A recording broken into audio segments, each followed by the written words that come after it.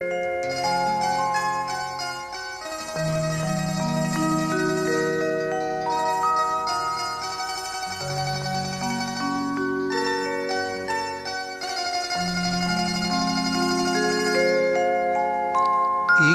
ओंकार, एक ओंकार, सतनाम सतनाम, करता पुरख, करता पुरख, निर्भव निर्भव, निर्वैर निर्वैर, अकाल मूरत, अकाल मूरत, अजूनी सैभं, अजूनी सैभं, गुर प्रसाद जप, गुर प्रसाद जप, आद सच आद सच, जुगाद सच, जुगाद सच, है भी सच, है भी सच, नानक होसी भी सच, नानक होसी भी सच, नानक होसी भी सच, नानक होसी भी सच।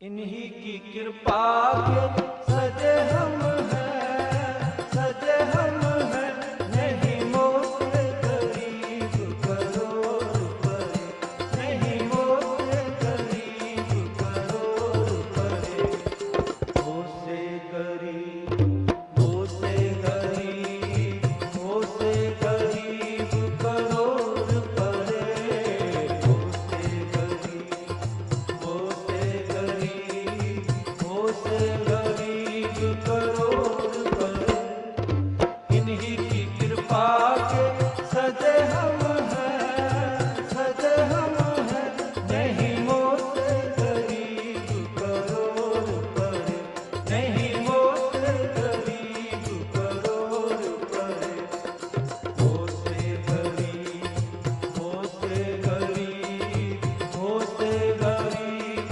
करोड़ परे, हो से गरीब, हो से गरीब, हो से गरीब करोड़ परे, इन्हीं की कृपा के सजे हम हैं, सजे हम हैं, नहीं मोल गरीब करोड़ परे, नहीं मोल गरीब करोड़ परे।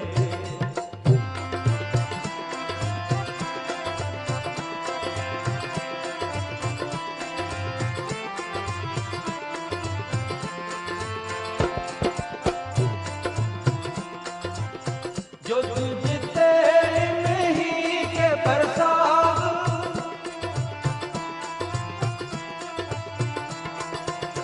जो तुझते नहीं के प्रसाद,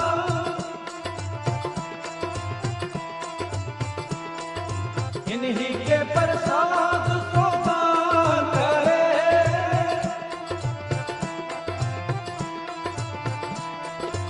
इन्हीं के प्रसाद सोगान करे, इन्हीं के प्रसाद सोगान करे, इन्हीं के प्रसाद सोगान करे, नहीं हो से गरीब, हो से गरीब, हो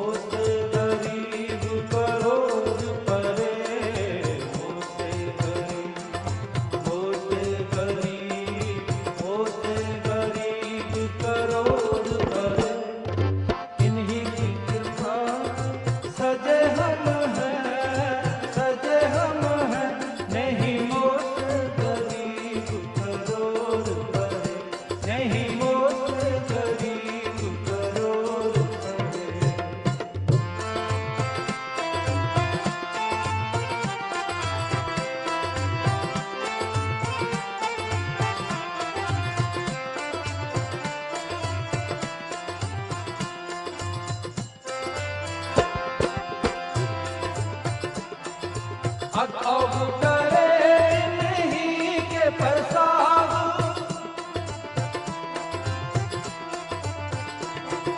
अग करे नहीं के प्रसाद,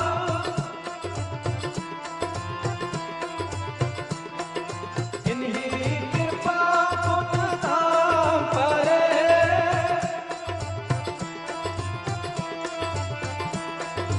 इन्हीं कृपा पुण्य धाम परे, इन्हीं कृपा पुण्य धाम परे, इन्हीं कृपा पुण्य धाम परे। हो से गरीब, हो से गरीब करोड़ परे, हो से गरीब, हो से गरीब, हो से गरीब करोड़ परे, इन्हीं की कृपा के सजे हम हैं, सजे हम हैं, नहीं वो से गरीब करोड़ परे, नहीं वो से गरीब करोड़ परे।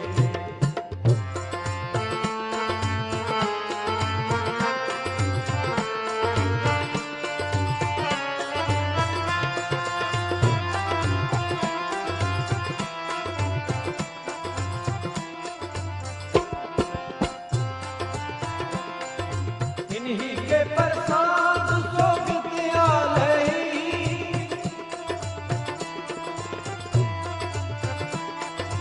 इन्हीं के प्रसाद सो विद्यालय,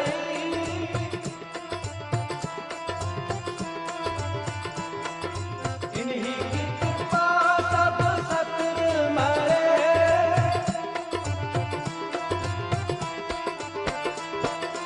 इन्हीं की कृपा सब सत्र मरे, इन्हीं की कृपा सब सत्र मरे,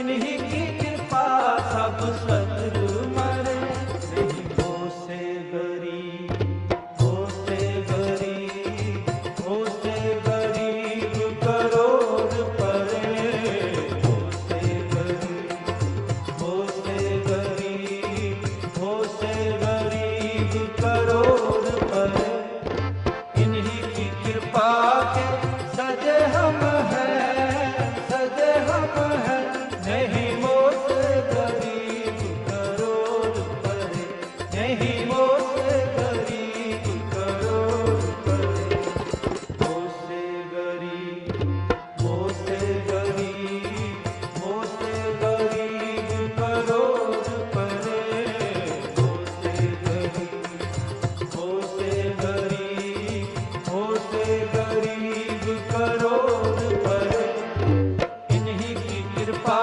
के सजे हम हैं, सजे हम हैं, नहीं वो से गरीब करोड़ परे, नहीं वो से गरीब करोड़ परे, नहीं वो से गरीब करोड़ परे, नहीं वो से गरीब करोड़ परे, नहीं वो से गरीब करोड़ परे, नहीं वो से गरीब करोड़ परे।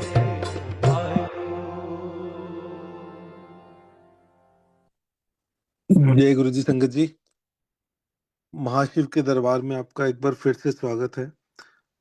गुरु जी का बहुत बहुत शुक्राना इस सत्संग की घड़ियां बख्शने के लिए। संगत जी, अभी तक हमने रुद्र संहिता पंचम युद्ध खंड का चैप्टर 47 से 49 तक लास्ट टाइम जो रीडिंग हुई थी, उसमें अभी तक हमने पढ़ा नंदीश्वर द्वारा शुक्राचार्य का अपहरण और शिव द्वारा उनका निगला जाना, 100 वर्ष के बाद शुक्र का शिवलिंग के रास्ते बाहर निकलना, शिव द्वारा उनका नाम शुक्र रखा जाना, शुक्र द्वारा जपे गए मृत्युंजय मंत्र और शिवाष्टोत्तर शतनाम स्तोत्र का वर्णन, शिव द्वारा अंधक को वर प्रदान। संगत जी, यहाँ तक की सेवा अभी तक हो चुकी है। आज अश्विनी अंकल की सेवा है, वो आज अपनी रीडिंग स्टार्ट करेंगे। अश्विनी अंकल, आप अपने आप को प्लीज अनम्यूट कर लीजिए और अपनी सेवा शुरू कीजिए। जय गुरु जी। जय Guru ji. Am I audible? Yes, uncle. Yes, you are. शुक्राना गुरु जी, कोटि कोटि शुक्राना इस सेवा के लिए। शुक्राना संगत जी जुड़ने के लिए। हम सबसे पहले गणेश वंदना करते हैं। वक्रतुंड महाकाय सूर्यकोटि समप्रभा निर्विघ्नं कुरु मई देवा सर्व कार्येषु सर्वदा। शिव पुराण का चैप्टर 50। शुक्राचार्य की घोर तपस्या और इनका शिवजी की चित्रतन अर्पण करना तथा अष्टमूर्त्यष्टक स्तोत्र द्वारा उनका सत्वन करना, शिवजी का प्रसन्न होकर उन्हें मृत संजीवनी विद्या तथा अन्यान्य वर प्रदान करना। सनत कुमार जी कहते हैं, व्यास जी, मुनिवर शुक्राचार्य को शिव से मृत्युंजय नामक मृत्यु का प्रशमन करने वाली पराविद्या किस प्रकार प्राप्त हुई थी, अब इसका वर्णन करता हूँ। सुनो। पूर्व काल की बात है। इन भृगुनंदन ने वाराणसीपुरी में जाकर प्रभावशाली विश्वनाथ का ध्यान करते हुए बहुत काल तक घोर तप किया था। वेद व्यास जी, उस समय उन्होंने वहीं एक शिवलिंग की स्थापना की और उसके सामने ही एक परम रमणीय कूप तैयार कराया। फिर प्रयत्न पूर्वक उन देवेश्वर को 1,00,000 बार द्रोण भर पंचामृत से तथा बहुत से सुगंधित द्रव्यों से स्नान कराया। फिर 1,000 बार परम प्रीतिपूर्वक चंदन, यक्षकर्दम और सुगंधित उपटन का उस लिंग पर अनुलेप किया। तत्पश्चात सावधानी के साथ परम प्रेम पूर्वक राज चंपक अर्थात अमलतास, धतूर, कनेर, कमल, मालती, कर्णिकार, कदम्ब, मौलसिरी, उत्पल, मल्लिका अर्थात चमेली, शतपत्री, सिंधुवार, ढाक, बंधुपुष्पक, गुलदपहरी, पुनांग, नागकेसर, केसर, नवमल्लिक, मोगरा, चिबिलिक यानी अर्थात रक्तदला, कुंद, माघ मुचुकुंद, मोतिया, मंदार, बिल्व पत्र, गुमा, मरुवृक अर्थात मरुआ, वृक, धूप, गठिमन, दौना, अत्यंत सुंदर आम के पल्लव, तुलसी, तेवजवासा, बृहत्पत्री, कुशांकु, नंदाव्रत अर्थात नंदरुक, अगस्त्य, साल, देवदारू, कचनार, कुर्बक, गुलखेरा, दुर्वाकुर, कुरंटक अर्थात करसैला, इनमें से प्रत्येक के पुष्पों और अनेक पल्लवों के से तथा नाना प्रकार के रमणीय पत्रों और सुंदर कमलों से शंकर जी की विधिवत अर्चना की। उन्हें बहुत से उपहार समर्पित किए तथा शिवलिंग के आगे नाचते हुए शिव सहस्त्र नाम एवं अन्याय स्तोत्रों का गान करके शंकर जी का सत्वन किया। इस प्रकार शुक्राचार्य 5,000 वर्षों तक नाना प्रकार के विधि विधान से महेश्वर का पूजन करते रहे, परंतु जब उन्हें थोड़ा सा भी वर देने के लिए उद्यत होते नहीं देखा, तब उन्होंने एक दूसरे अत्यंत दुस्सह एवं घोर नियम का आश्रय लिया। उस समय शुक्र ने इंद्रियों सहित मन के अत्यंत चंचलता रूपी महान दोष को बारंबार भवानी रूप जल से प्रक्षालित किया। इस प्रकार चित्ररतन को निर्मल करके उस पिनाकधारी शिव के अर्पण कर दिया और स्वयं धूमकण का पान करते हुए तप करने लगे। इस प्रकार उनके 1 सहस्त्र वर्ष और बीत गए। तब भृगुनंदन शुक्र को यों दृढ़ चित्त से घोर तप करते देखकर महेश्वर उन पर प्रसन्न हो गए। फिर तो दक्ष कन्या सती के स्वामी साक्षात विरूपाक्ष शंकर, जिनके शरीर की कांति सहस्त्र सूर्यों से भी बढ़कर थी, उस लिंग से निकलकर शुक्र से बोले। महेश्वर ने कहा, महाभाग भृगुनंदन, तुम तो तपस्या की निधि हो। महामुने, मैं तुम्हारे इस अविच्छिन्न तप से विशेष प्रसन्न हूँ। भार्गव, तुम अपना सारा मनोवांछित वर मांग लो, मैं प्रीतिपूर्वक तुम्हारा सारा मनोरथ पूर्ण कर दूंगा। अब मेरे पास तुम्हारे लिए कोई वस्तु अदेय नहीं रह गई है। सनत कुमार जी कहते हैं, मुने, शंभु के इस परम सुखदायक एवं उत्कृष्ट वचन को सुनकर शुक्र प्रसन्न हो आनंद समुद्र में निमग्न हो गए। उन कमल नयन द्विज पर शुक्र का शरीर परमानंदित रोमांच के कारण पुलकायमान हो गया। तब उन्होंने हर्षपूर्वक शंभु के चरणों में प्रणाम किया। उस समय उनके नेत्र हर्ष से खिल उठे थे। फिर वे मस्तक पर अंजलि रखकर जय जयकार करते हुए अष्टमूर्तिधारी वरदायक शिव की स्तुति करने लगे। भार्गव ने कहा, सूर्य स्वरूप भगवान, आप त्रिलोकी की करने के लिए आकाश में प्रकाशित होते हैं और अपनी भूति इन किरणों से समस्त अंधकार को अभिभूत करके रात में विचरने वाले असुरों का मनोरथ नष्ट कर देते हैं। जगदीश्वर, आपको नमस्कार है। घोर अंधकार के लिए चंद्र स्वरूप शंकर, आप अमृत के प्रवाह से परिपूर्ण तथा जगत के सभी प्राणियों के नेत्र हैं। आप अपनी अमर्याद तेजोमय किरणों से आकाश में और भूतल पर अपार प्रकाश फैलाते हैं, जिससे सारा अंधकार दूर हो जाता है। आपको प्रणाम है। सर्वव्यापिन, आप पावन पथ योग मार्ग का आश्रय लेने वालों की सदा गति तथा उपासदेय हैं। भुवन जीवन, आपके बिना भला इस लोक में कौन जीवित रह सकता है। सरब कुल के संतोषदाता, आप निश्चल वायु रूप से संपूर्ण प्राणियों की वृद्धि करने वाले हैं। आपको अभिवादन है। विश्व के एकमात्र पावन कर्ता, आप शरणागत रक्षक और अग्नि की एकमात्र शक्ति हैं। पावक आपका ही स्वरूप है। आपके बिना मृतकों को वास्तविक दिव्य कार्य दाह आदि नहीं हो सकता। जगत के अंतरात्मा, आप प्राण शक्ति के दाता, जगत स्वरूप और पद पद पर शांति प्रदान करने वाले हैं। आपके चरणों में मैं सिर झुकाता हूँ। जल स्वरूप परमेश्वर, आप निश्चय ही जगत के पवित्र कर्ता और चित्र विचित्र सुंदर चित्रवार करने वाले हैं। विश्वनाथ, जल में अवगाहन करने से आपको विश्व को निर्मल एवं पवित्र बना देते हैं, इसलिए आपको नमस्कार है। आकाश रूप ईश्वर, आपसे अवकाश प्राप्त करने के कारण यह विश्व बाहर बाहर और भीतर विकसित होकर सदा स्वभावश श्वास लेता है, अर्थात इसकी परंपरा चलती रहती है, तथा आपके द्वारा ये संकुचित भी होता है, अर्थात नष्ट हो जाता है। इसलिए दयालु भगवान, मैं आपके आगे नतमस्तक होता हूँ। विश्व भर आत्मा, आप ही एक विश्व का भरण पोषण करते हैं। सर्वव्यापिन, आपके अतिरिक्त दूसरा कौन अज्ञाननाथ को दूर करने में समर्थ हो सकता है। अतः विश्वनाथ, आप मेरे अज्ञान रूपी तम का विनाश कर दीजिए।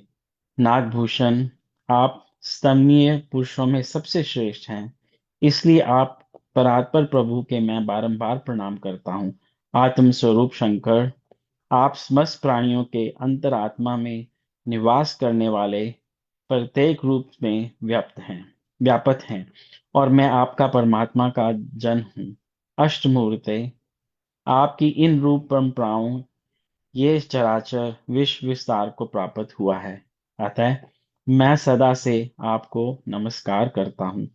मुक्त पुरुषों के बंधु, आप विश्व के समस्त प्राणियों के स्वरूप पर्ण तज्जनों के संपूर्ण योग क्षेम का निर्वाह करने वाले और परमार्थ स्वरूप हैं।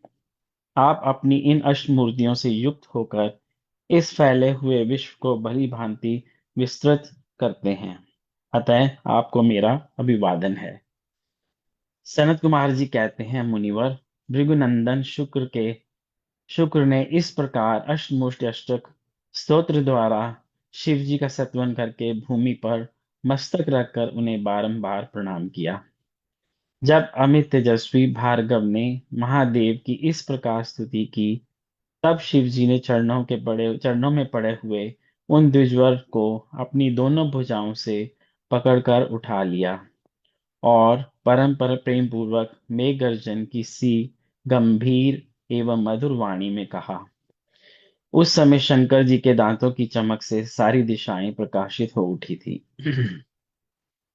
महादेव जी बोले, विप्रवर कवे, तुम मेरे पावन भक्त हो तात। तुम्हारे इस उग्र तप से, उत्तम आचरण से, लिंग स्थापन जन्य पुण्य से, लिंग की आराधना करने से, चित्त का उपहार प्रदान करने से, पवित्र अटल भाव से, अभिमुक्त महाक्षेत्र काशी में पावन आचरण करने से मैं तुम्हें पुत्र रूप से देखता हूँ। अतः तुम्हारे लिए मुझे कुछ भी अदेय नहीं है। तुम अपने इसी शरीर से मेरी उदरदरी में प्रवेश करोगे और मेरे श्रेष्ठ इंद्रिय मार्ग से निकलकर पुत्र रूप में जन्म ग्रहण करोगे। महाशुचे, मेरे पास जो मृत्यु संजीवनी नाम की निर्मल विद्या है, जिसका मैंने ही अपने महान तपोबल से निर्माण किया है, उस महामंत्र रूपा विद्या को आज मैं तुम्हें प्रदान करूंगा, क्योंकि तुम पवित्र तप की निधि हो। अतः तुम में उस विद्या को धारण करने की योग्यता वर्तमान है। तुम नियमित पूर्वक जिस जिसके उद्देश्य से विदेश्वर की इस श्रेष्ठ विद्या का प्रयोग करोगे, वह निश्चय ही जीवित हो जाएगा। यह सर्वथा सत्य है। तुम आकाश में अत्यंत दीप्तिमान तारा रूप से स्थित होगे। तुम्हारा तेज सूर्य और अग्नि के तेज का भी अतिक्रमण कर जाएगा। तुम ग्रहों में प्रधान माने जाओगे। जो स्त्री अथवा पुरुष तुम्हारे सम्मुख रहने पर यात्रा करेंगे, उनका सारे कार्य तुम्हारी दृष्टि पड़ने से नष्ट हो जाएगा। सुबत, तुम्हारे उदय होने पर जगत में मनुष्यों के विवाह आदि समस्त धर्म कार्य सफल होंगे। सभी नंदा अर्थात प्रतिपदा, षष्ठी और एकादशी तिथियां तुम्हारे संयोग से शुभ हो जाएंगी और तुम्हारे भक्त वीर्यास्मन तथा बहुत सी संतान वाले होंगे।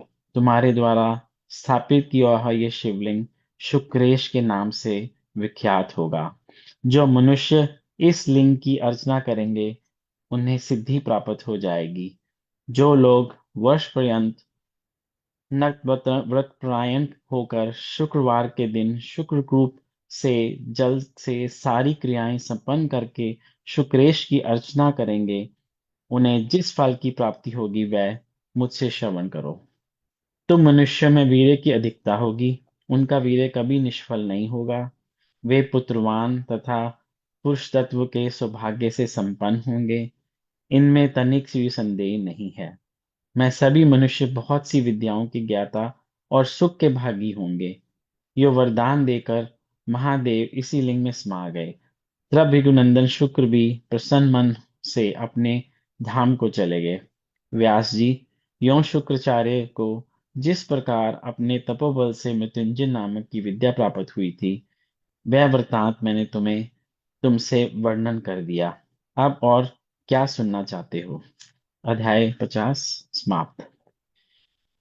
अगला अध्याय, बाणसुर की तपस्या और उसे शिव द्वारा वर प्राप्ति, शिव का गणों और पुत्रों सहित उसके नगर में निवास करना, बाण पुत्री उषा का रात के समय स्वप्न में अनिरुद्ध के साथ मिलन, चित्रलेखा द्वारा अनिरुद्ध का द्वारका से अपहरण, बाण का अनिरुद्ध को नागपाश में बांधना, दुर्गा के सत्वन से अनिरुद्ध का बंधन मुक्त होना, नारद द्वारा समाचार पाकर श्री कृष्ण की शोणितपुर पर चढ़ाई, शिव के साथ उनका घोर युद्ध, शिव की आज्ञा से श्री कृष्ण का उन्हें जम्भ्राण अस्त्र से मोहित करके बाण की सेना का संहार करना।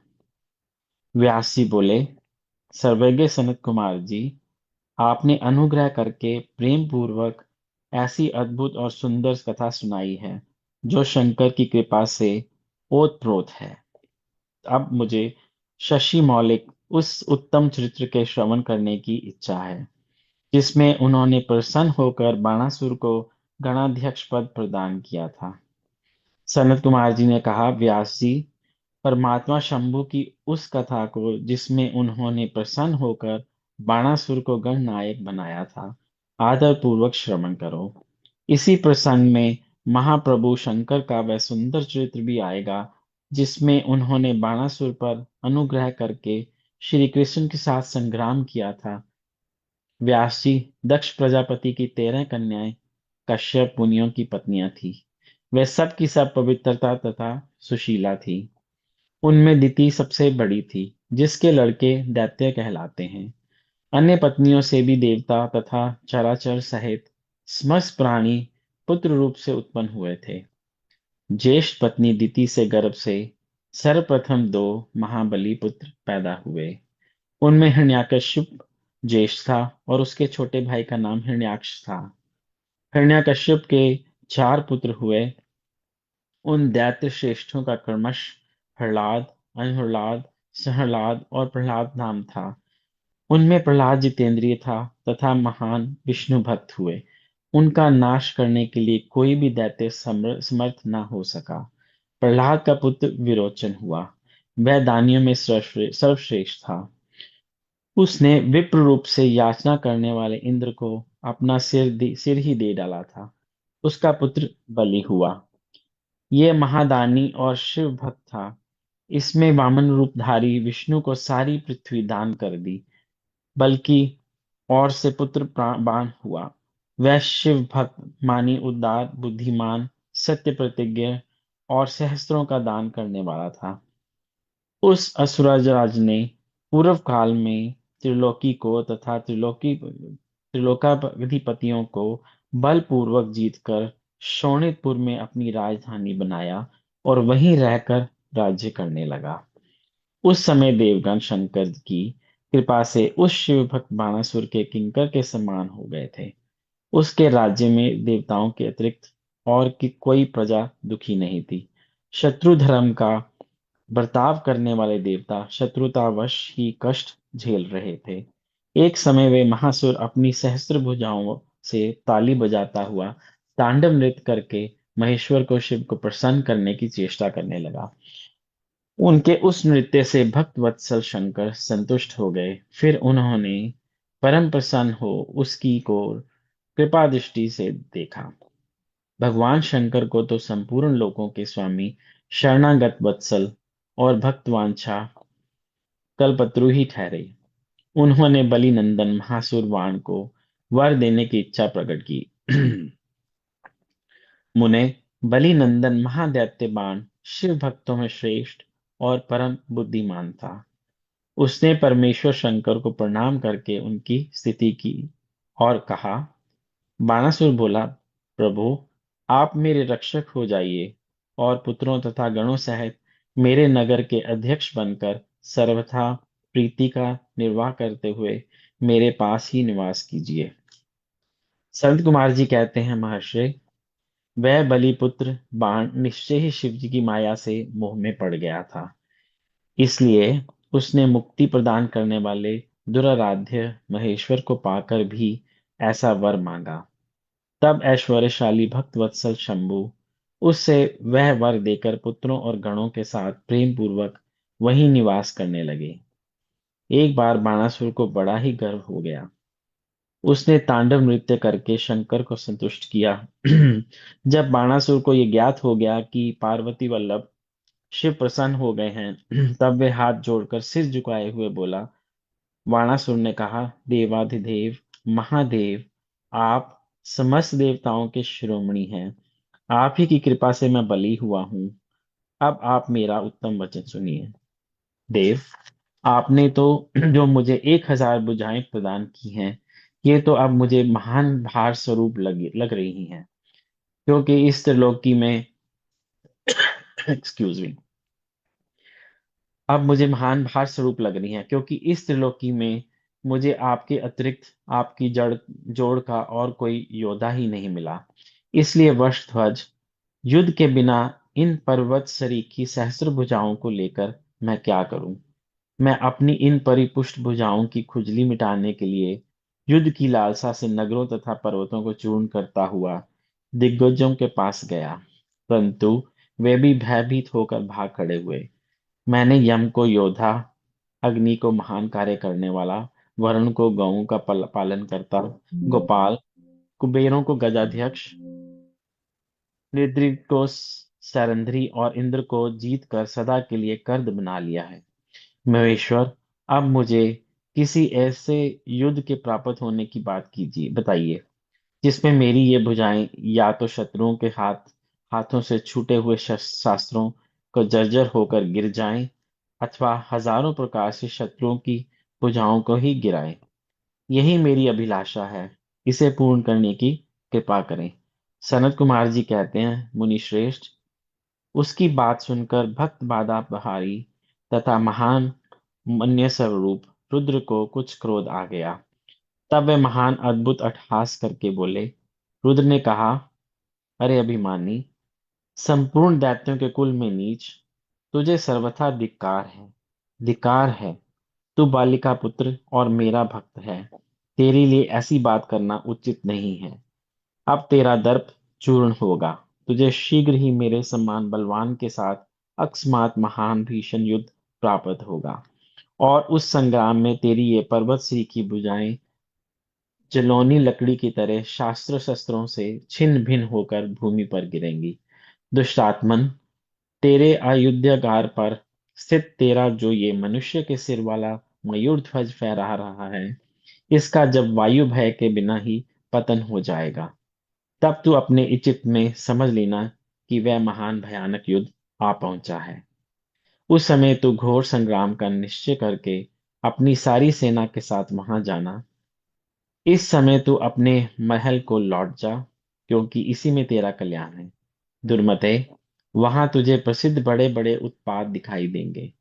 यों कहकर गर्भहारी भक्त वत्सल भगवान शंकर चुप हो गए।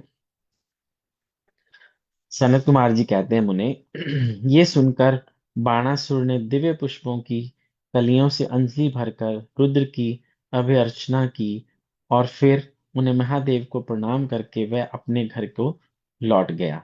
तदंतर किसी समय दैववश उसका वह ध्वज अपने आप टूटकर गिर गया। यह देखकर बाणासुर हर्षित हो युद्ध के लिए उद्यत हो गया।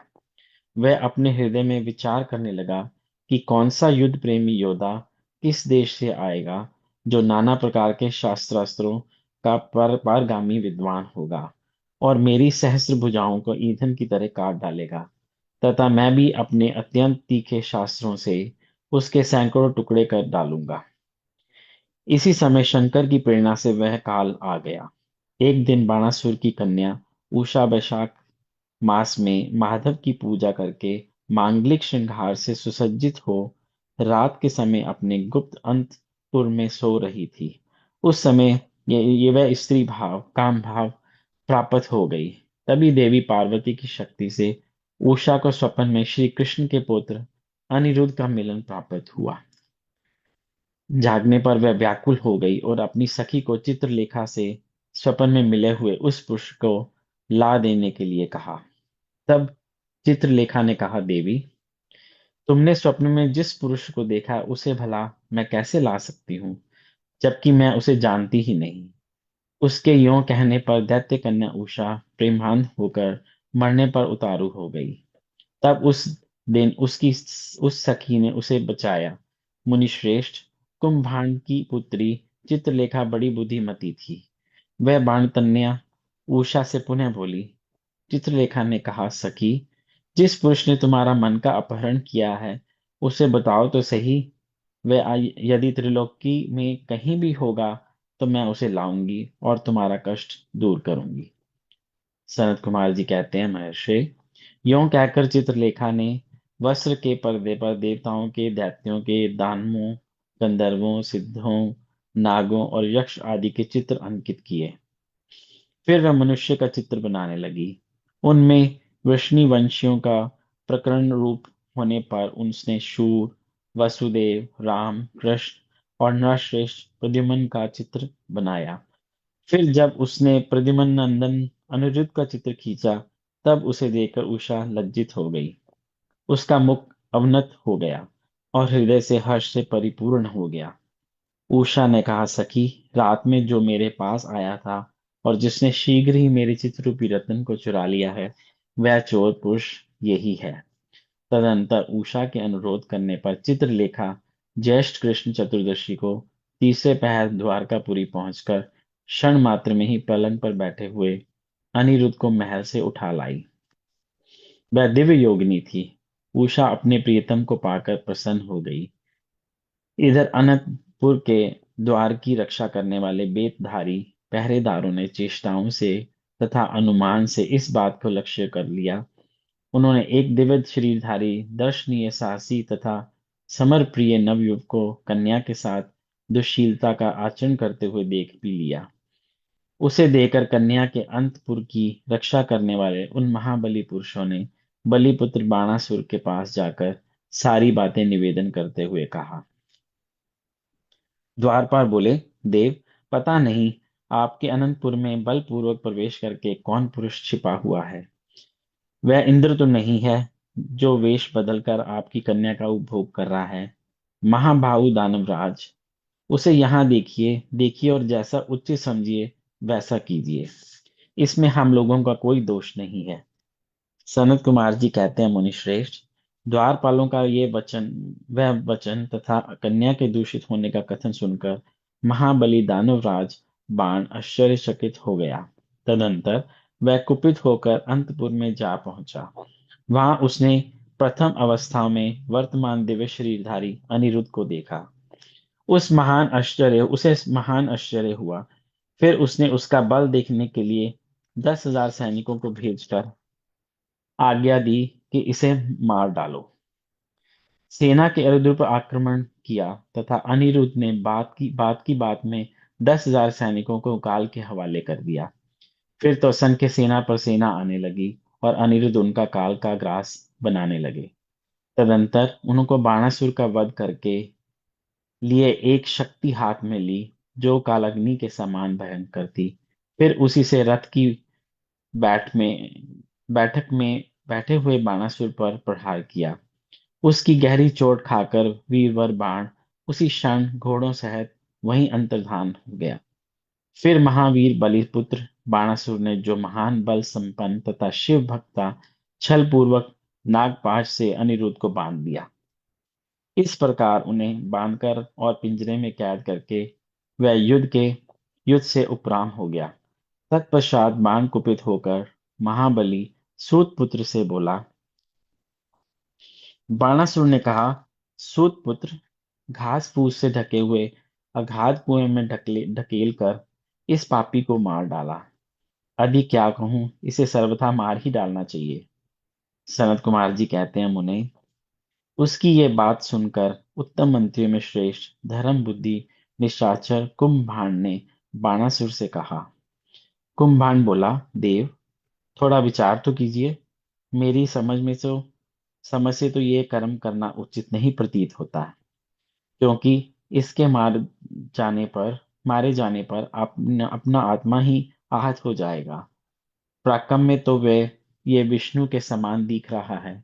जान पड़ता है आप पर कुपति होकर चंद्रचूड़ ने अपने उत्तम तेज से उसे बढ़ा दिया है। साहस में यह शशि मोलकी की समानता कर रहा है, क्योंकि इस अवस्था को पहुंच जाने पर भी ये पुरुषार्थ पर ही डटा हुआ है। ये ऐसा बली है कि यद्यपि नाग इसे बलपूर्वक डस रहे हैं, तथापि ये हम लोगों को तृणवत ही समझ रहा है। सनत कुमार जी कहते हैं, व्यास जी, दानव कुंभभांड राजनीति के ज्ञाताओं में से श्रेष्ठ था। वह बाण से ऐसा कहकर फिर अनिरुद्ध से कहने लगा। कुंभभांड ने कहा, नारदम, अब तू वीरवर दैत्यराज की स्तुति कर और दीन वाणी से मैं हार गया यों बारंबार कहकर उन्हें हाथ जोड़कर नमस्कार कर। ऐसा करने पर ही तू मुक्त हो सकता है, अन्यथा तुझे बंधन आदि का कष्ट भोगना पड़ेगा। उसकी बात सुनकर अनिरुद्ध उत्तर देते हुए बोले। अनिरुद्ध ने कहा, दुराचारी निशाचर, तुझे क्षत्रिय धर्म का ज्ञान नहीं है। अरे शूरवीर के लिए दीनता दिखाना और युद्ध से मुख मोड़कर भागना मरण से भी बढ़कर कष्टदायक होता है। मेरे विचार से तो विरुद्धाचरण कांटे की तरह चुभने वाला होता है। वीर मानी क्षत्रिय के लिए रणभूमि से सदा सम्मुख लड़ते हुए मरना ही श्रेयस्कर है। भूमि पर पड़कर हाथ जोड़े हुए दीन की तरह मरना कदापि नहीं। सनत कुमार जी कहते हैं, मुने, इस प्रकार अनिरुद्ध ने बहुत सी वीरता की बातें कही, जिनको सुनकर बाणासुर को महान विस्मय हुआ और उसे क्रोध भी आया। उसी समय समस्त वीरों के, अनिरुद्ध के और मंत्री कुंभभांड के सुनते सुनते बाणासुर के आश्वासनार्थ आकाशवाणी हुई। आकाशवाणी ने कहा, महाबली बाण, तुम बलि के पुत्र हो, अतः थोड़ा विचार तो करो। परम बुद्धिमान शिव भक्त, तुम्हारे लिए क्रोध करना उचित नहीं है। शिव समस्त प्राणियों के ईश्वर, कर्मों के साक्षी और परमेश्वर हैं। यह सारा चराचर जगत उन्हीं के अधीन है। वे ही सदा रजोगुण, सतोगुण और तमोगुण का आश्रय लेकर ब्रह्मा, विष्णु और रुद्र रूप से लोकों को की सृष्टि, भरण पोषण और संहार करते हैं। वह सर्वंतर्यामी, सर्वेश्वर, सबके प्रेरक, सर्वश्रेष्ठ, विकार रहित, अविनाशी, नित्य और मायाधीश होने पर भी निर्गुण है। बल्कि श्रेष्ठ पुत्र, इन उनकी इच्छा से निर्बल को भी बलवान समझना चाहिए। महामते, मन में यो विचार करके स्वस्थ हो जाओ। नाना प्रकार की लीलाओं के रचने में निपुण भक्त वत्सल भगवान शंकर गर्व को मिटा देने वाले हैं। वह इस समय तुम्हारे गर्व को चूर कर देंगे। सनत कुमार जी कहते हैं, महामुने, इतना कहकर आकाशवाणी बंद हो गई। तब उसके वचन को मानकर बाणासुर के अनिरुद्ध का वध करने के विचार को छोड़ दिया। तदंतर विषैले नागों के पांच से बंधे हुए अनिरुद्ध का उसी क्षण दुर्गा का स्मरण करने लगे। अनिरुद्ध ने कहा, शरणागत वत्सले, आप यश प्रदान करने वाली हैं। आपका रोष बड़ा उग्र होता है। देवी, मैं नागपाश से बंधा हुआ हूँ और नागों की विश्व ज्वाला से संतप्त हो रहा हूँ। अतः शीघ्र पधारिए और मेरी रक्षा कीजिए। सनत कुमार जी कहते हैं, मुनीश्वर, जब अनिरुद्ध ने पिसे हुए काले कोयले के समान कृष्णावर वर्ण वाली काली को इस प्रकार संतुष्ट किया, तब ज्येष्ठ कृष्ण चतुर्दशी की महारात्रि में वहां प्रकट हुई। उन्होंने उन सर्वरूपी भयानक बाणों के भस्मास करके अपने बलिष्ठ मुक्कों के आघात से उस नाग पंजर को विदीर्ण कर दिया। इस प्रकार दुर्गा ने अनिरुद्ध को बंधन मुक्त करके उन्हें पुनः अंतपुर में पहुंचा दिया और स्वयं वहीं अंतर्धान हो गई। इस प्रकार शिव की शक्ति स्वरूपा देवी की कृपा से अनिरुद्ध कष्ट से छूट गए। उनकी सारी व्यथा मिट गई और वे सुखी हो गए। तदंतर प्रद्युम्नंदन अनिरुद्ध शिव शक्ति के प्रताप से विजयी हो अपनी प्रिया बाणतन्या को पाकर परम हर्षित हुए और अपनी प्रियतमा उस उषा के साथ पूर्वत सुखपूर्वक विहार करने लगे। इधर पौत्र अनिरुद्ध के अदृश्य हो जाने तथा नारद जी के मुख से उसके बाणासुर के द्वारा नागपाश से बंधे जाने का समाचार सुनकर 12 अश्वहिणी सेना के साथ प्रद्युम्न आदि वीरों का साथ ले भगवान श्री कृष्ण ने शोणितपुर पर चढ़ाई कर दी। उधर भगवान श्री रुद्र भी अपने भक्तों के पक्ष में सज धज कर आ डटे। फिर तो श्री कृष्ण और शिव जी का बड़ा भयानक युद्ध हुआ। दोनों ओर से ज्वर छोड़े गए। अंत में श्री कृष्ण ने स्वयं श्री रुद्र के पास जाकर आकर उनका सत्मन करते करके कहा, सर्वव्यापी शंकर, आप गुणों से निर्लिप्त होकर भी गुणों से ही गुणों को प्रकाशित करते हैं।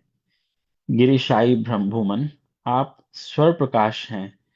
जिनकी बुद्धि आपकी माया से मोहित हो गई है, वे स्त्री, पुत्र, ग्रह आदि विषयों में आसक्त होकर दुख सागर में डूबते उतराते हैं।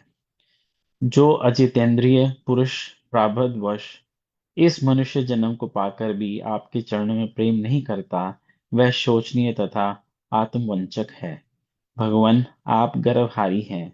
आपने ही तो इस गर्वीले बाण को शाप दिया था। अतः आपकी ही आज्ञा से मैं बाणासुर की भुजाओं का छेदन करने के लिए यहाँ आया हूँ।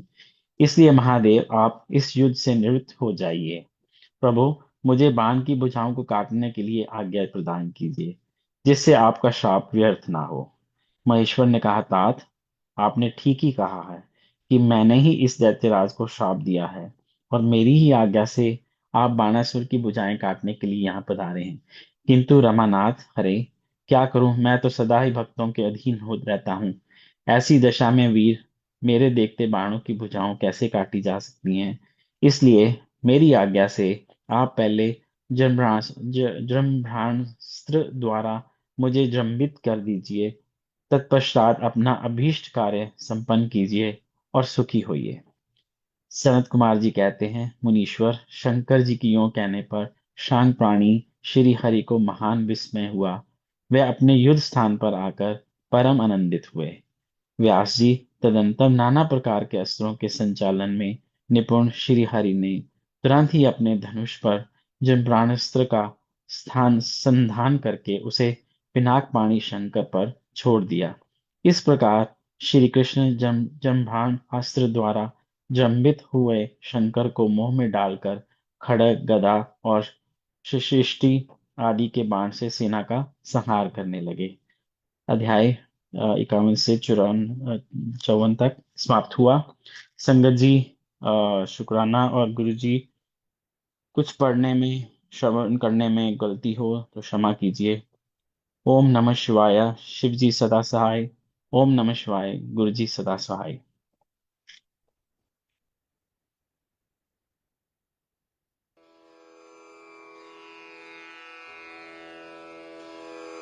जय गुरु जी की। अब हम मंत्र जाप करेंगे।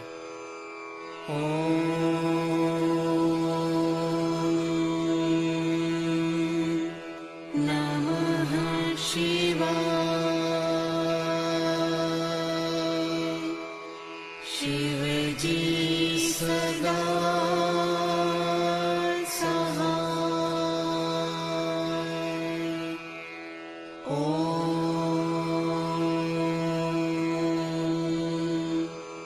नमः शिवाय। गुरुजी सदा सहाय।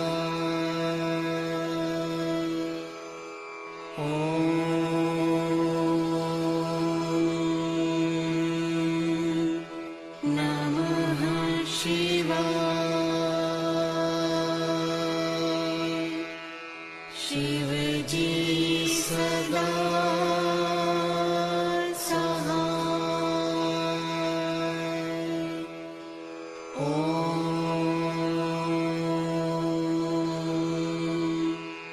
नमः शिवाय। गुरुजी सदा सहाय।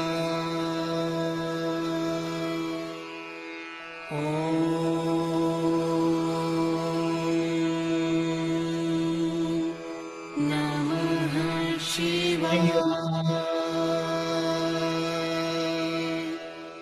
शिव जी सदा सहाय।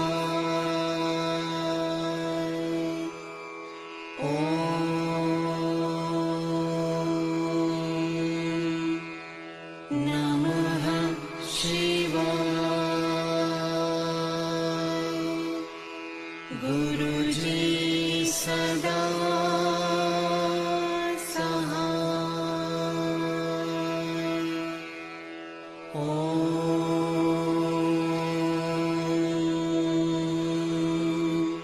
नमः शिवाय। शिव जी सदा सहाय।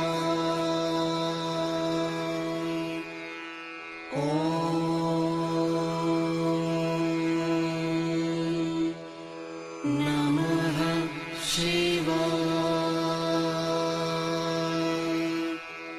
गुरुजी सदा सहाय।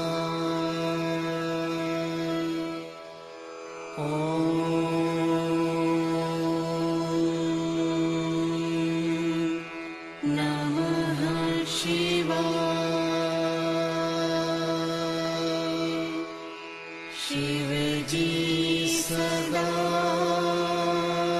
सहाय।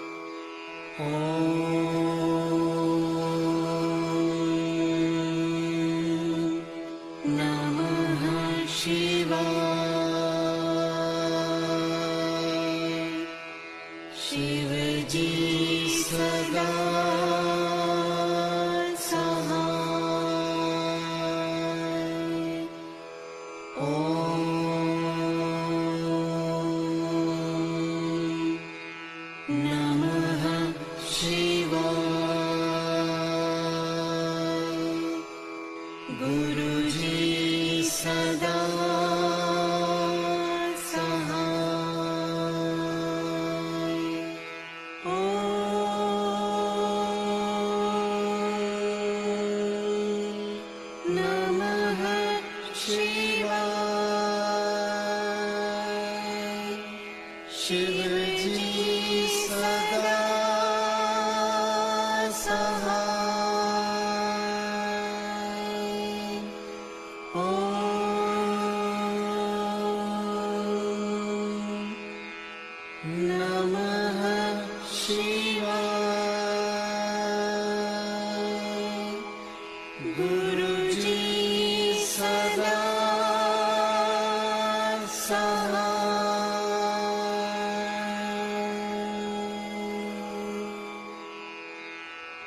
जय गुरु जी की।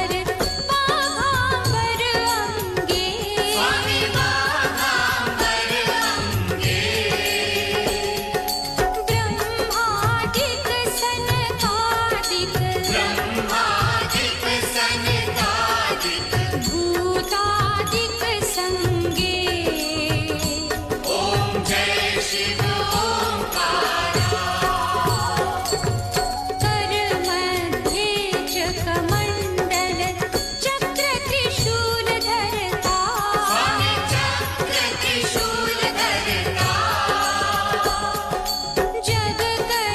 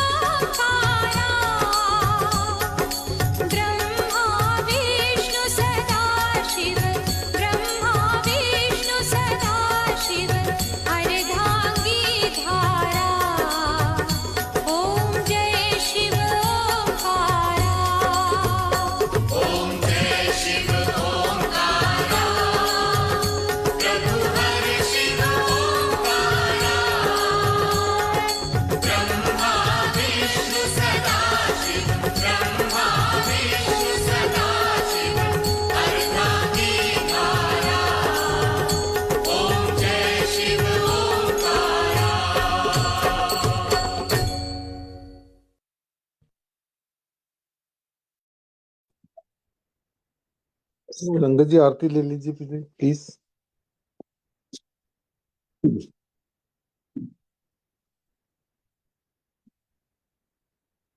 जय गुरु जी। शुक्राना गुरु जी, आज एक बार फिर अपने चरणों में बिठाकर अपनी उस्तत करवाने के लिए और ये शिव पुराण का पाठ करवाने के लिए संगत जी बहुत बहुत शुक्राना गुरु जी। और ऐसे ही हमें आगे भी ब्लेस करते रहें और हम इसी तरह ये पाठ कंटिन्यू करते रहें। आपकी कृपा बनी रहे।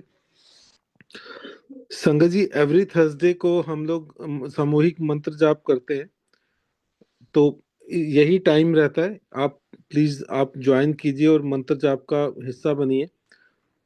तो जब भगवान के भक्त इकट्ठे होकर एक जगह पे भगवान का नाम लेते हैं, तो उससे जो ऊर्जा उत्पन्न होती है संगत जी, वो कई जन्मों के पाप काट देती है, ऐसा हमारे शास्त्रों में आता है।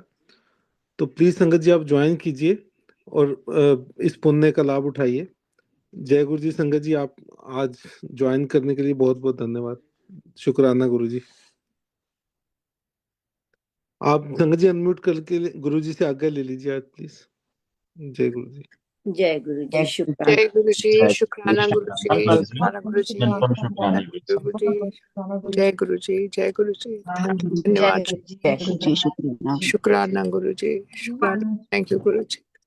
जय गुरु जी, शुक्राना गुरु जी, जय गुरु जी। जय गुरु जी, जय शुक्राना गुरु जी, जय गुरु जी।